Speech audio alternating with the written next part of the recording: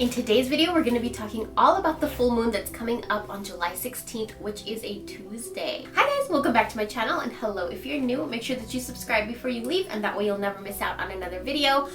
Today, we're going to be talking about the full moon. So 5 things that you need to know about this upcoming full moon. And before we get started, I do want to let you guys know every single full moon, every single video that I do with the full moon, I also have a ritual. I do rituals for myself every single full moon and new moon. And lately I've been trying to incorporate you guys into the ritual too. So this month, what I'm doing, because it's a blessing moon, I'm going to be preparing a candle with crystals, herbs, and oils that are very high vibration for attracting abundance. So if you guys are interested in that ritual, it's going to be charged under this energy of this Capricorn full moon too. And then you can just purchase it on my store, and I'll leave that link down below. And you'll also get some bay leaves with it. Okay, so let's get started. 5 things you need to know about this upcoming full moon. First of all, the full moon is going to be in Capricorn. And this full moon is also known as the buck moon. It's also known as a blessing moon, the thunder moon. One of the reasons that it's called the buck moon is because the antlers of the deer, I think, grow back around this time, and so they call it the buck moon because it's like rebirth, renewal, and a time of newness. Okay, so the first thing that you should know about this full moon that's coming up is emotions are going to be heightened and a little bit more sensitive. So you may get the urge to talk to somebody or talk more about what's going on in your life. It's okay to talk to people about what's going on, but here's the thing you should remember: not to let other people's advice, opinions, beliefs influence your own decisions and influence your mentality and your thoughts so heavily that you kind of swayed by it. Talk, but also listen and understand. Take what resonates and leave the rest. Like, it's okay for you to talk to people, but just make sure that they're not influencing your decisions and your life and your thoughts at the same time. Often we become so confused and lost and just seeking advice so much that we cling on to anything anyone else says. We look to advice from other people to solve our own problem because we can't see clearly how to solve it ourselves. But we always have to remember what is right for us at the end. And so the energy of this full moon is to talk.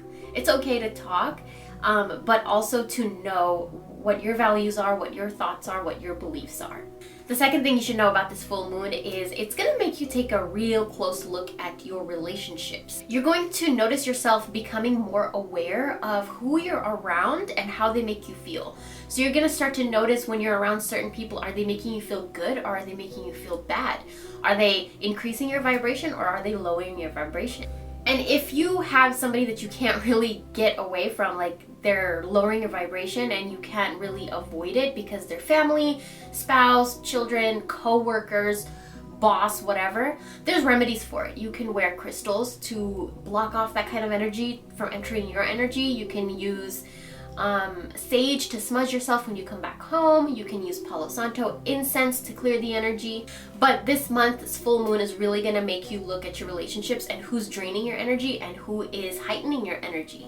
Which comes to the third thing we should know about this upcoming full moon. We talked about how this is going to urge you to talk to other people about what's going on in your life. And that comes to this full moon is really going to ask you to go inwards. It's really going to kind of push you to go a little bit more inwards and to see what exactly are your own thoughts. Are they helping you or are they hindering you?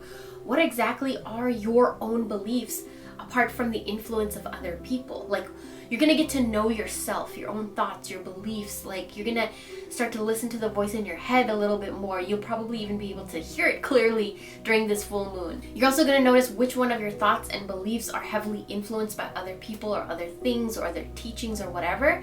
And then you're going to kind of come into realization of what thoughts, what beliefs you need to keep and which ones you're done with. This is a time for you to rebuild your relationship with your spirit, to rebuild your relationship with your inner voice. It seems like the energy of this full moon is for you to bring out that inner voice and not suppress it. The fourth thing we should know about this full moon is that it's a full moon that is perfect for you to declutter.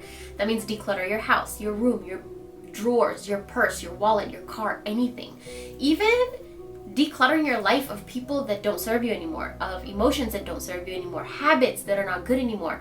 It's just decluttering everything from your life, both emotionally, mentally, and physically. Declutter all the emotions that make you feel bad. Get rid of anything and everything that does not belong in your life anymore. Start making the space for what you want to attract. And this can go for something as easy as, a car, or a little bit more deeper, like an emotion, like love. If you want to attract a car, what's the first thing you would want to do?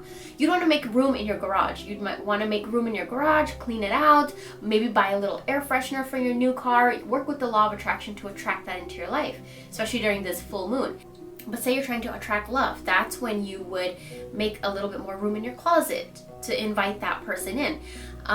Maybe sleep on one side of the bed every night so that you're telling the universe that the other side of the bed is for love, like the love of your life. And the fifth thing that you should know about this full moon is to be aware of your words. Your feelings and emotions might be extra intense this full moon, and so be really aware when you can feel that intensity. Be aware of your words and your actions. Think before you speak and think before you react. And before you react to a situation or a person, make sure you ask yourself, okay, my reaction, is my reaction gonna help or is my reaction gonna hurt? Reevaluate what you're going to do next. Like, are you responding back or reacting to this situation or person out of irritation, or are you responding back and reacting out of a good place of love? Another thing that we should know about this full moon is that we should pay a little bit extra attention to our hair, skin, and our knees, our joints, and our lower back, because these areas might be a little bit extra sensitive during this full moon.